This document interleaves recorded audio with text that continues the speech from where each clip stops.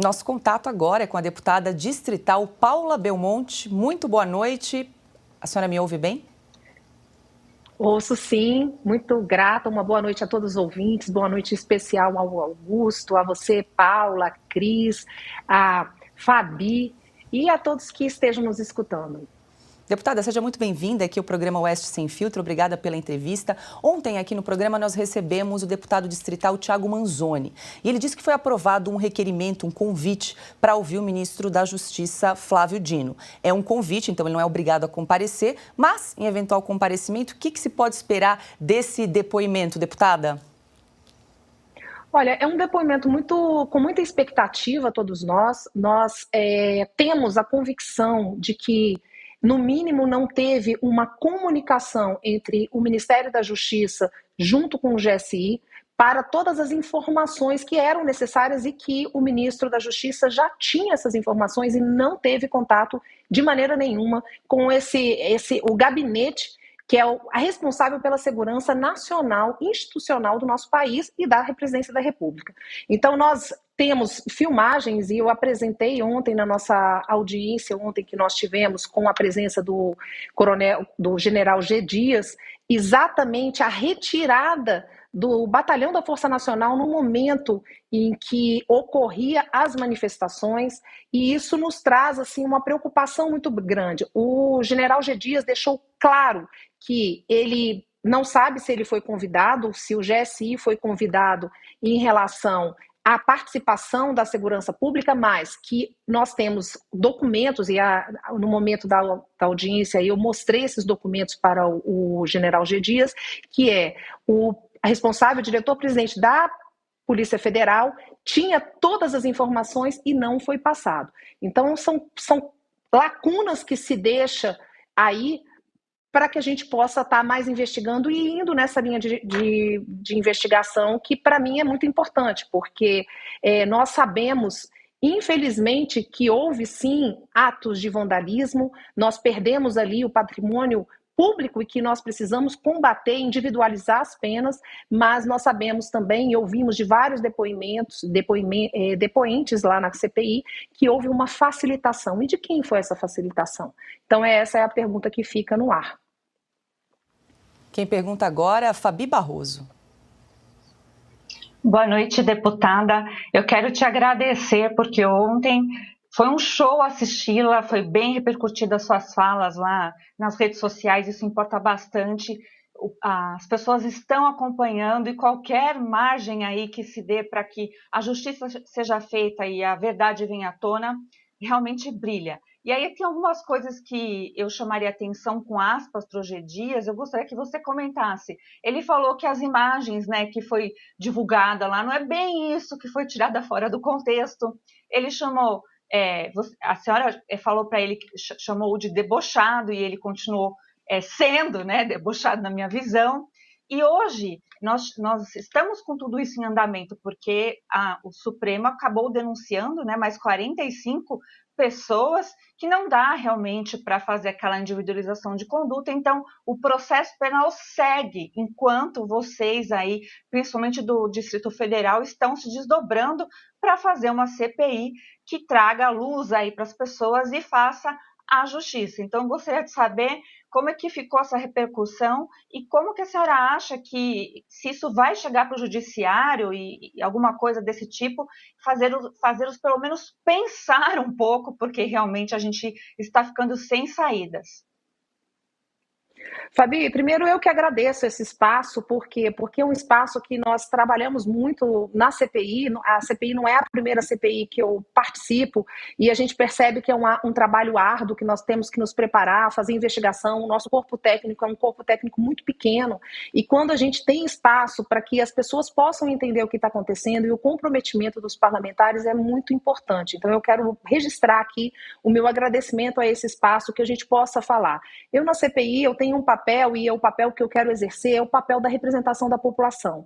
E o que eu sempre procuro falar e deixar isso claro, que nós não podemos ter medo da manifestação. Isso é muito importante, que nós não podemos desistir do nosso Brasil, porque hoje o que está se tendo é exatamente se fazer, entre aspas, um terrorismo para as pessoas, que as pessoas comecem a ter medo de se expor, de falar e de se pronunciar. Então esse é o papel fundamental que a gente entende na CPI, e que nós temos uma CPI que nós temos o presidente da CPI, que é um parlamentar do Partido dos Trabalhadores, que eu já tive vários embates com ele, de ele fechar microfone, não deixar nós falarmos, pegar e fazer realmente um acordo ali com alguns parlamentares para que o nosso requerimento, eu passei 2 vezes um requerimento que para mim é extremamente importante para exatamente esclarecer o que aconteceu lá dentro do Palácio do Planalto, que é o requerimento para que a gente chame o jornalista, e aqui eu digo sempre um portador de máquina fotográfica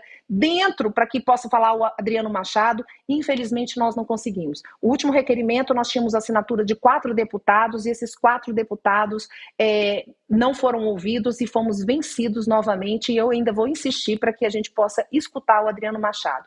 A questão do general Dias, ele traz para nós uma questão que ele diz que existe uma temporalidade diferente. A primeira imagem era 2 horas e pouco, e depois a outra imagem era às 16 horas e pouco. Mas o que fica evidente e claro para todos nós, é lógico que as imagens, cada um tem uma imagem conexa naquele momento e naquele lugar.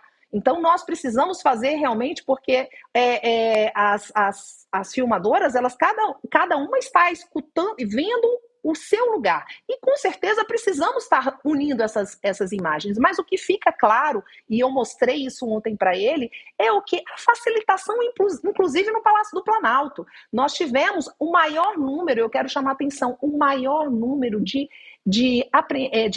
pessoas presas dentro do Planalto. Isso significa o quê? Porque foi mais eficiente? Não, porque entraram mais pessoas no Palácio do Planalto. Por que encontraram tanta facilidade se é um lugar fisicamente menor do que o Congresso Nacional? A imagem que nós tivemos ontem mostrando, e eu posso dizer que foi praticamente exclusiva essa imagem que nós temos, do recolhimento da Força Nacional no momento que estava tendo as manifestações, inclusive na hora que os agentes entram para dentro dos ônibus, eles são aplaudidos pela população. É muito triste de ver, porque nós estamos vendo que estão incriminando, e hoje nós temos ainda um comandante da Polícia Militar preso, que não sabe o motivo, ainda não teve acesso aos autos, por que estavam presos, e nós temos aí a Força Nacional, que era comandada pelo ministro Flávio Dino, que tinha em seu conhecimento, desde sexta-feira, o conhecimento dos riscos que ocorria, e não comunicou ao seu vizinho mais próximo, que era o GSI. Perfeito, nós estamos conversando com a deputada distrital Paula Belmonte. Quem pergunta agora é Cris Grêmio. Deputada, boa noite, prazer conversar com você. Já trago aqui vários elogios do chat, muita gente agradecendo pelo seu trabalho. Você citou agora há pouco que já fez parte de outra CPI. Eu também aproveito para trazer um parabéns atrasado pela sua atuação na CPI do BNDES, embora não tenha resultado em condenações, mas muito da caixa preta veio à tona por conta daquele trabalho. E em função do trabalho atual, eu queria trazer justamente uma parte do depoimento do general G. Dias ontem, que me chamou bastante atenção, que foi quando, eu não lembro qual foi o deputado que perguntou, mas quando ele diz que não lembra, ele afirma que conversou naquele mesmo dia 8 de janeiro com o ministro Flávio Dino, mas não lembra se falou para o ministro Flávio Dino que ele estava dentro do Palácio do Planalto. Aí ele mesmo se confunde e diz, não, eu não falei. Ah, o senhor não falou? Não, eu não lembro. Então, bom, ele claramente ali se contradisse, e, de qualquer forma, não se lembrar ou não ter falado para um outro ministro, né, um colega de governo ali, que ele estava no local onde o tal do terrorismo estava acontecendo, é surpreendente. Existe algum interesse, já foi conversado entre os integrantes da CPI, de quebrar sigilo telefônico, por exemplo, ou até telemático, para ver que mensagens foram trocadas e com quais integrantes do governo? Olha, isso é um caminho natural que a gente apresente um requerimento com esse teor, mas eu quero explanar aqui a respeito exatamente da falta de confiança. Né? Porque se ele não fala, e teve um outro momento na própria CPI que ele traz, que ele não falou para o ministro Flávio Dino que ele estava no Palácio do Planalto naquele momento e que ele teve contato com alguns manifestantes e algumas pessoas que realmente depredaram o patrimônio público, é algo que não tinha confiança no próprio ministro. E aí eu trago, e que foi o meu depoimento ontem, com todas as informações, a importância do GSI para todos nós brasileiros. Né? O GSI é um órgão de Estado que cuida da nossa segurança nacional. Ele tem 4 grandes secretarias que não só envolvem a segurança pública do presidente da República, seus familiares e vice-presidente, mas lá se passa toda a questão de estratégia política e de segurança de base nuclear, de aceite para a exploração das nossas fronteiras.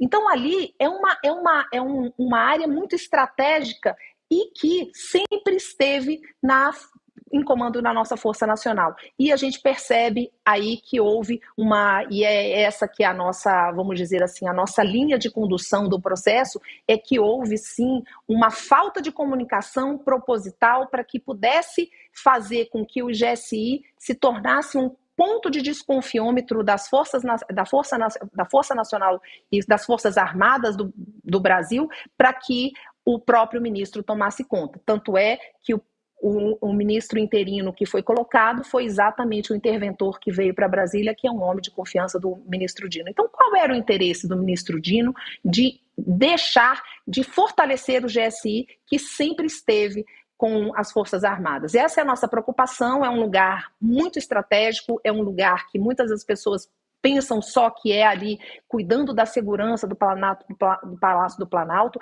mas não, é um lugar muito importante para todos nós brasileiros. E essa é a nossa linha de condução e que nós queremos atingir. E deixa isso, o general G. Dias, ele deixa isso claro e transparente. Não havia comunicação entre o ministro da Justiça e o ministro do GSI. Isso significa o quê?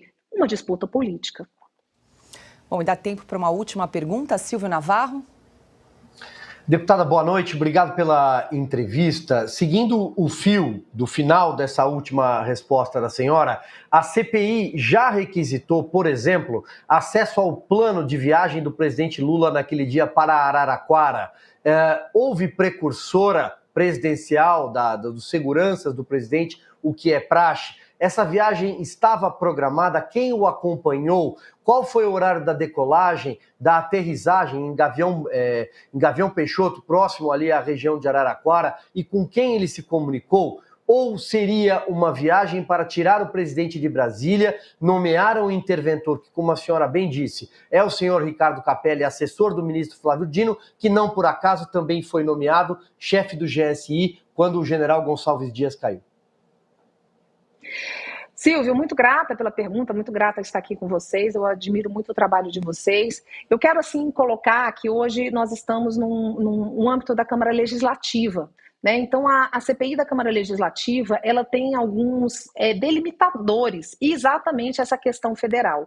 Nós estamos aqui e nós chamamos, e o general G. Dias, ele esteve aqui exatamente porque ele não está no governo federal. Então, a nossa dificuldade de pegarmos informações de âmbito federal, da Presidência da República, não é tão fácil de conseguirmos. O que eu tenho feito um trabalho junto com os parlamentares do Congresso Nacional, deputados e senadores, para que a gente possa fazer uma interlocução, para que eles possam ter base de conhecimento e de documentos que nós já produzimos aqui na CPI, mas também que a gente possa ter acesso aos documentos e também auxiliá-los a fazer esses requerimentos e pedidos de informação que possa trazer isso para que a gente possa conduzir. Lembrando que, infelizmente, e aqui eu aproveito essa oportunidade mais uma vez, da importância desse espaço de fala e principalmente da importância do apoio da população.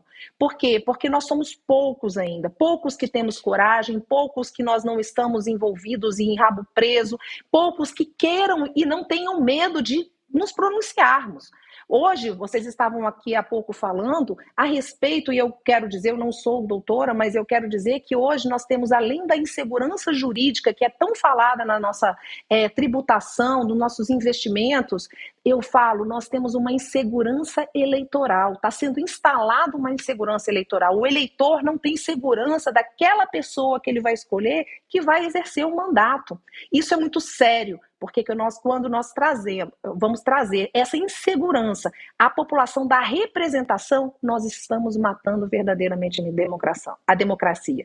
Então, é isso que nós estamos trabalhando, mas confesso a vocês, eu como mulher, uma pessoa que não venho da política, mas estou na política há 4 anos e pouco, não é uma tarefa fácil. É uma tarefa que muitas das vezes a gente se sente muito sozinho, tem medo também, porque nós temos famílias, filhos, mas pedimos a Deus que nos guarneça, pedimos a Deus que nos dê força e, principalmente, que as pessoas acordem, porque esse Brasil é um Brasil abençoado e muito rico.